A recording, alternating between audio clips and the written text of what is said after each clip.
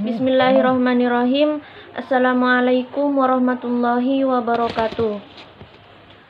Alhamdulillahilladzi hadana lihadza wa ma kunna linahtadiya laula an hadanallah.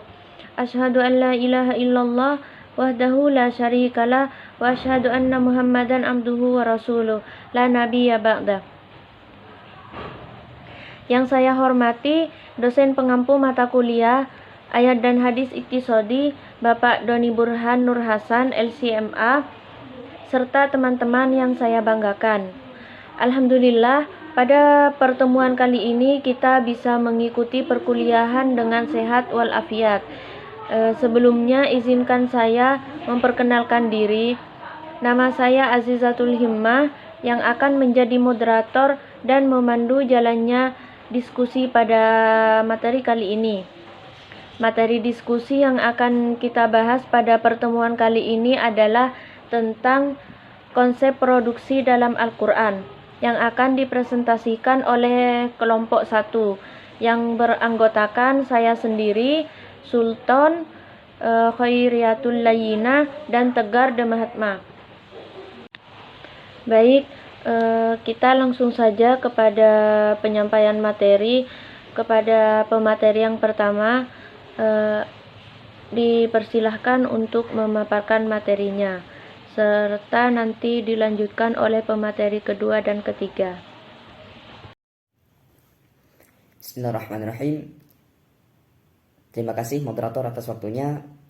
Di sini saya selaku pemateri pertama akan menjelaskan sekilas tentang konsep produksi. Hal yang perlu diketahui adalah bahwasanya produksi itu merupakan urat nadi dari kegiatan ekonomi, di mana dalam kehidupan ekonomi kegiatan konsumsi, distribusi maupun pedagang itu tidak akan ada jika tidak diawali oleh kegiatan produksi. Nah, dalam perspektif Islam, produksi ini merupakan suatu proses untuk mendapatkan laba yang diinginkan, yang dimana proses itu di dalam proses itu terdapat sebuah aturan bahwa barang yang diproduksi adalah barang yang bermanfaat dan sesuai dengan kebutuhan manusia. Nah, kemudian bagaimana jika barang tersebut tidak bermanfaat? Maka hukumnya barang hasil produksi tersebut nanti akan menjadi haram, di mana barang tersebut itu bisa menimbulkan mudarat, bisa menimbulkan dampak-dampak negatif yang tidak diinginkan, sehingga bisa merugikan pihak-pihak yang bersangkutan. Nah, di dalam Al-Quran terkait konsep produksi itu terdapat ayat-ayat yang memberikan alternatif kepada manusia, bagaimana cara melakukan perubahan ke arah yang lebih baik dengan menggali dan menggunakan sumber daya alam yang sudah Allah sediakan ini, baik itu melalui pengolahan, modal, kemampuan, dan lain sebagainya. Ada hal yang perlu diperhatikan dalam konsep produksi ini, yaitu akhlak dalam kegiatan produksi. Di mana maksudnya akhlak dalam kegiatan produksi ini adalah setiap orang atau individu atau perusahaan yang terlibat dalam kegiatan produksi ini harus bekerja pada bidang produksi yang sudah dihalalkan oleh Subhanahu wa taala. Agar apa? Agar nanti barang yang dihasilkan itu menjadi barang yang bermanfaat bagi manusia. Nah, terkait ayat-ayat yang berhubungan dengan konsep produksi ini, saya akan mengawalinya dari surat An-Nahl ayat yang kelima, di mana Allah itu berfirman dalam surah An-Nahl ayat kelima yang berbunyi, A'udzubillahi minasyaitonirrajim, Bismillahirrahmanirrahim. Wal an'ama khalaqaha lakum fiha dif'u wa manafi'u wa minha ta'kulun. Nah, di dalam ayat tersebut itu terdapat kalimat al-an'am yang artinya hewan ternak. Dalam konteks ayat ini, hewan ternak di sini dimaksudkan oleh Allah Subhanahu wa taala untuk menjelaskan kepada manusia tentang kenikmatan serta manfaat yang telah Allah berikan melalui hewan ternak tersebut. Nah, kemudian apa munasabah ayat tersebut dengan konsep produksi? Munasabahnya adalah di dalam ayat tersebut Allah menjelaskan tentang nikmat yang telah Allah limpahkan kepada manusia. Antara lain, Allah telah menciptakan binatang ternak untuk mereka, di mana di dalam binatang ternak itu terdapat berbagai macam manfaat. Yang hal ini telah dijelaskan dalam tafsir Ibnu Katsir, di mana tafsir dari ayat tersebut berbunyi bahwasanya Allah menyebutkan nikmat yang tertera dalam ayat tersebut. Antara lain, Allah telah menciptakan binatang ternak untuk mereka seperti unta, sapi, kambing dan lain sebagainya, di mana hal tersebut sebenarnya sudah dirinci di dalam surah Al-An'am, di mana Allah berfirman tsamaniyata azwaj, yang artinya 8 ekor ternak yang berpasang-pasangan. Nah, Allah pun telah menjadikan binatang-binatang tersebut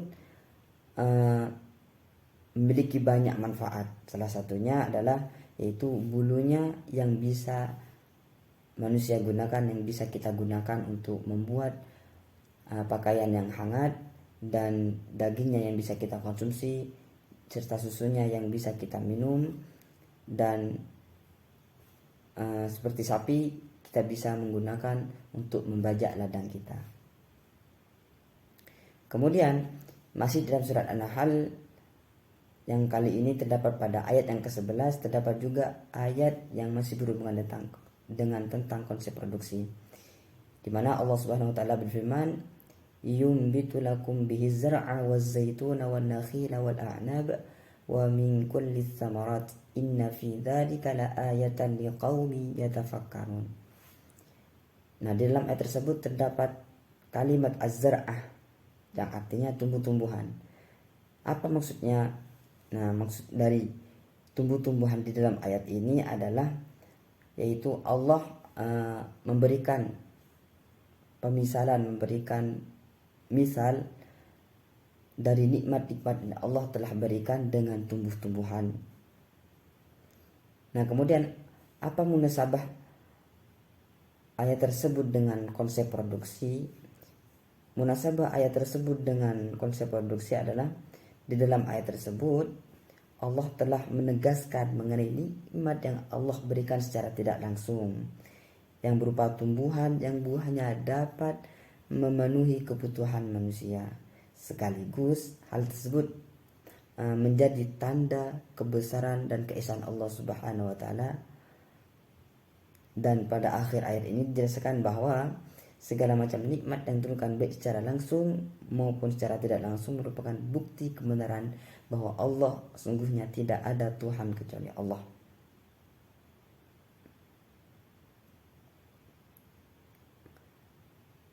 Kemudian terdapat penafsiran tentang ayat tersebut, di mana dalam hal ini saya mengambil penafsiran dari Kementerian Republik Indonesia yang berbunyi, dengan hujan itu pula Allah Subhanahu wa taala menumbuhkan tanaman-tanaman yang buahnya dapat memenuhi kebutuhan hidup manusia. Dari jenis rumput-rumputan, manusia memperoleh bahan makanan bagi ternak mereka. Dan dari buah zaitun mereka memperoleh minyak yang diperlukan oleh tubuh. Dan dari kurma dan anggur mereka dapat memperoleh buah-buahan sebagai penambah gizi makanan mereka. Kemudian dalam ayat tersebut disebutkan pula segala macam buah-buahan agar manusia dapat mengetahui kekuasaan Allah yang tiada terbatas, yang tiada batasnya. Dan dari air yang sama pula Allah bisa mengeluarkan buah-buahan yang beraneka ragam bentuk, warna dan rasanya. Segala macam tumbuh-tumbuhan tersebut dapat menghasilkan bahan yang bisa memenuhi kebutuhan hidup mereka. Yang hal ini merupakan nikmat yang telah Allah berikan kepada kita semua dan sekaligus merupakan bukti kebesaran dan keesaan Allah Subhanahu wa taala. Ayat selanjutnya yang masih berhubungan dengan konsep produksi masih terdapat di dalam surat An-Nahl, yang kali ini terdapat pada ayat yang ke-65 sampai dengan ayat yang ke-71. Yang dimana Allah berfirman di dalam surat An-Nahl ayat 65, A'udzubillahi minasyaitonirrajim, Bismillahirrahmanirrahim. Wallahu anzala minas samaa'i ma'an fa ahya bihil arda ba'da mautiha inna fi dzalika laayatan liqaumin yasma'un. Nah, munasabah ayat tersebut dengan konsep produksi adalah di mana dalam ayat tersebut Allah menjelaskan bahwasanya Allah lah yang menurunkan hujan dari langit, yang dimana air hujan tersebut sangat dibutuhkan oleh berbagai macam tanaman di permukaan bumi, sehingga tanaman-tanaman yang ada di bumi ini jika mendapat pasokan air hujan yang cukup, maka bisa menumbuhkan atau bisa menghasilkan buah-buahan yang beraneka macam, baik dari segi rasa maupun warna dan bentuk. Nah, kemudian di ayat yang ke-66 Allah berfirman, wa inna lakum fil an'ami la'ibrah nusqikum mimma fi butunihi min baini farthi wa damil labana khalisan sya'iran lisyaribin. Di mana munasabahnya ayat tersebut dengan konsep produksi adalah bahwasanya di dalam ayat tersebut Allah memerintahkan kepada manusia agar memperhatikan binatang ternak, yang dimana di dalam binatang ternak tersebut terdapat pelajaran yang sangat berharga bagi kita, yaitu bahwa Allah memisahkan susu dari darah dan kotoran, dimana seperti yang kita ketahui bahwasanya binatang ternak itu memakan rerumputan. Lalu dari makanan itu dihasilkan darah dan kotoran. Nah, di antara keduanya, di antara kotoran dan darah tersebut, Allah memproduksi susu yang bersih dan bergizi bagi kita, bagi manusia. Nah, mengapa hal itu terjadi? Karena tujuan Allah melakukan hal itu karena untuk menunjukkan bahwa Allah itu Maha Kuasa dan Maha Luas rahmatnya bagi para hambanya. Nah, kemudian lanjut ke ayat yang ke-67 di mana Allah berfirman, wa min thamaratin nakhili wal a'nab tattakhiduna minhu sakara wa rizqan hasana inna fi dzalika laayatan liqaumin ya'qilun. Nah, dalam ayat yang ke-67 ini kembali Allah memerintahkan kita untuk memperhatikan. Yang kali ini Allah memerintahkan kita agar memperhatikan buah kurma dan anggur, di mana dari kedua buah tersebut manusia dapat memproduksi sebuah minuman yang namanya sakar, yaitu sebuah minuman memabukkan yang diharamkan dan minuman baik yang dihalalkan. Kemudian lanjut ke ayat yang ke 68, Allah berfirman, wa auha rabbuka ilan nakhli anittakhidhi minal jibali buyuta wa minas syajari wa mimma ya'rishun. Nah, munasabah ayat tersebut dengan konsep produksi adalah lagi-lagi Allah memerintahkan kita agar memperhatikan tentang lebah. Dalam hal ini, dalam ayat yang ke-68 ini Allah memerintahkan kita agar memperhatikan lebah, di mana Allah telah memberikan naluri kepada lebah sehingga mempunyai kemahiran untuk membuat sarang di bukit-bukit dan di pohon-pohon serta bangunan-bangunan didirikan manusia. Nah, orang-orang yang memperhatikan hal tersebut, maka orang tersebut itu akan merasa takjub dengan hal tersebut, karena sarang-sarang yang dibuat oleh lebah itu adalah sarang yang sangat luar biasa, yang dimana itu membutuhkan sebuah kemahiran. Kemudian kita lanjut kepada ayat yang selanjutnya, yaitu ayat yang ke-69 dari Quran surat An-Nahl, di mana Allah bersabda, A'udzubillahi minasyaitonirrajim. Bismillahirrahmanirrahim. Summa kuli min kulli thamarati fasluki subula rabbiki dhulula yakhruju min butuniha syarabun mukhtalifun alwanuhu fihi shifaa'un linnas inna fi dzalika laayatan liqaumin yatafakkarun. Munasabah atau hubungan ayat tersebut dengan konsep produksi, yaitu di mana dalam ayat tersebut Allah memerintahkan kita agar memikirkan atau memperhatikan bagaimana Allah telah memberikan kelebihan, yaitu berupa kemahiran kepada lebah untuk mengumpulkan makanan dari berbagai macam bunga, sehingga mereka bisa mengubah makanan-makanan yang mereka dapatkan dari bunga tersebut menjadi madu yang tahan lama dan bergizi serta memiliki manfaat bagi tubuh kita, di mana bisa menyembuhkan penyakit.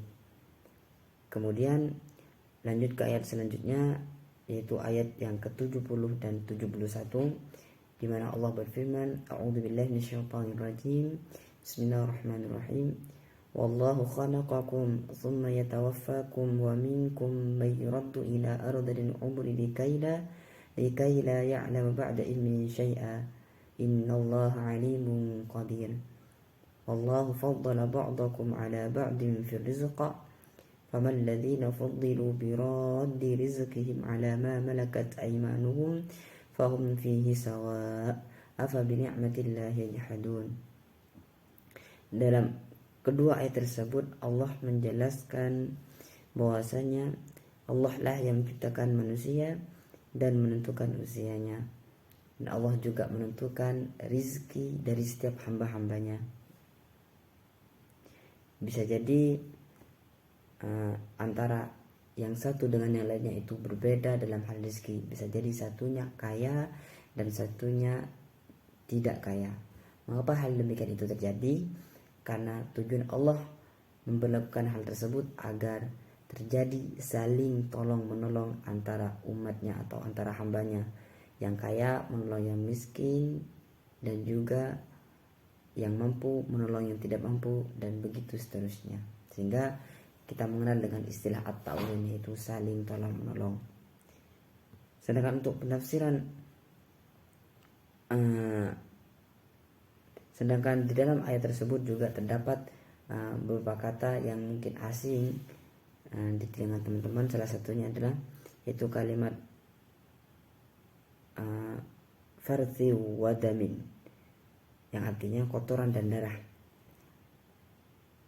Maksud kotoran dan darah ini adalah yaitu dimana setiap hewan ternak itu pasti akan makan rumputan, dimana nanti dari rumput yang dimakan oleh hewan ternak itu akan menghasilkan darah dan kotoran.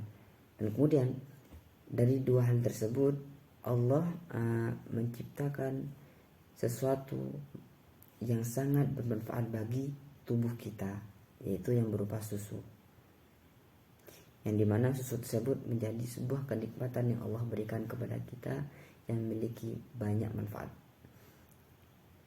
Yang selanjutnya ada kata jahadu, yaitu artinya ingkar,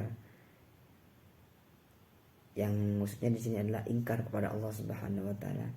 Dan juga ada kata syifa atau obat, yang di sini maksudnya adalah sebagai penyembuh luka atau berbagai macam penyakit lainnya. Karena ketika Allah menciptakan racun di situ, maka Allah juga menciptakan obat dalamnya. Sedangkan tafsiran untuk ayat yang ke-65 sampai dengan 71 itu, Allah itu lebih fokus kepada manusia itu agar memerintahkan, itu lebih fokus terhadap memerintahkan manusia agar memperhatikan dalil-dalil dan bukti-bukti yang menunjukkan kebenaran bahwa Allah Subhanahu wa taala yang Maha Esa. bahwasanya Allah itu adalah zat yang berhak dipertuhankan dan pantas disembah.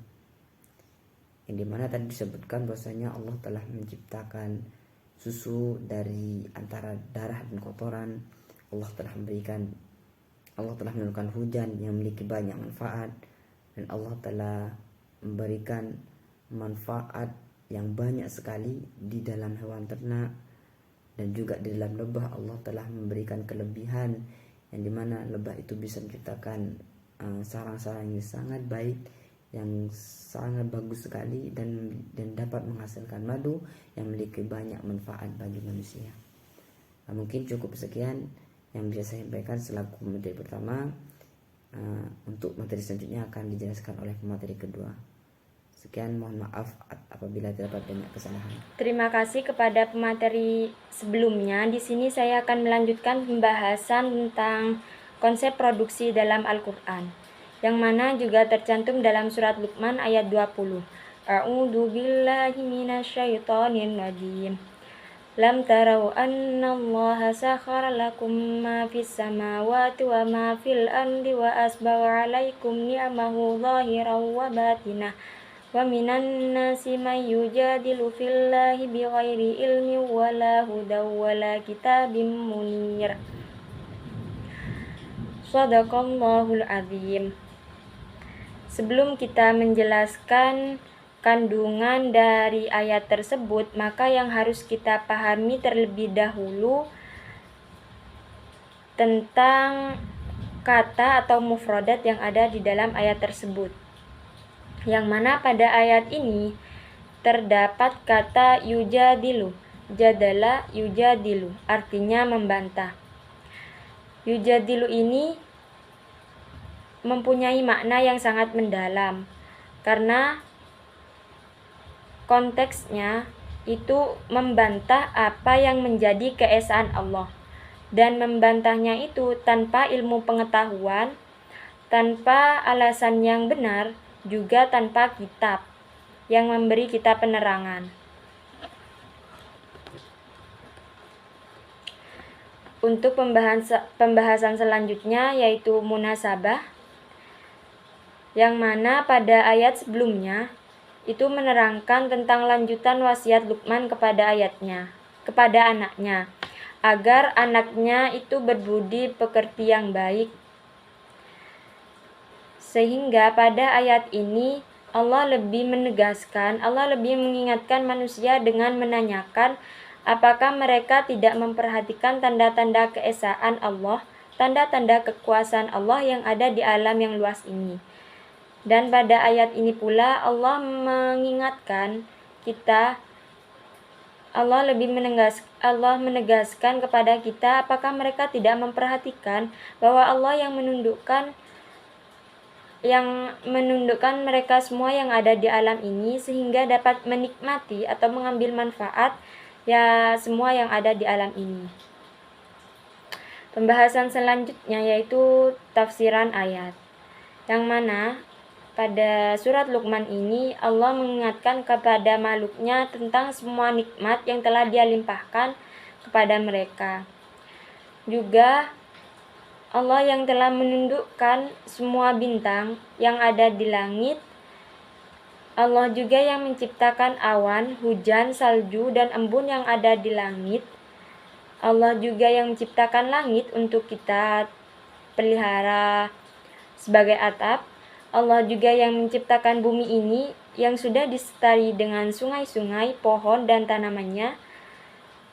Dan juga Allah yang telah melimpahkan nikmat-nikmat yang lahir maupun yang batin, yaitu dengan mengutus para rasul dan menurunkan kitab-kitabnya untuk menyingkirkan semua keraguan dan penyakit. Akan tetapi adanya itu semua masih ada yang membantah atau masih ada yang tidak beriman kepada Allah. Sedangkan bantahan tersebut tidak didasarkan dengan alasan yang benar, juga tidak didasarkan dengan kitab yang benar. Sehingga Allah menyebutkan dalam firman-Nya yang berbunyi, dan di antara manusia ada yang membantah tentang keesaan Allah tanpa ilmu pengetahuan atau petunjuk dan tanpa kitab yang memberi penerangan. Sekian penjelasan materi dari saya. Selanjutnya akan disampaikan materi ketiga. Terima kasih. Baik, di sini saya akan menjelaskan tentang surah Al-Mulk ayat 15. Yang bunyinya Bismillahirrahmanirrahim, waladzi ja'ala lakumul arda dulaulan famsu fi manakibiha wa kulu min rizqi wa ilaihi nusur. Yang artinya, dialah yang menjadikan bumi untuk kamu yang mudah dijelajahi, maka jelajahilah di segala penjurunya dan makanlah sebagian dari rezekinya, dan hanya kepadanya lah kamu kembali setelah dibangkitkan. Untuk mufradat mudah untuk dijelajahi. Di sini katanya lauda digunakan untuk menjelaskan kepada manusia tentang kenikmatan Allah berupa apa yang berada di bumi yang mudah dijelajahi. Setelah itu munasabah.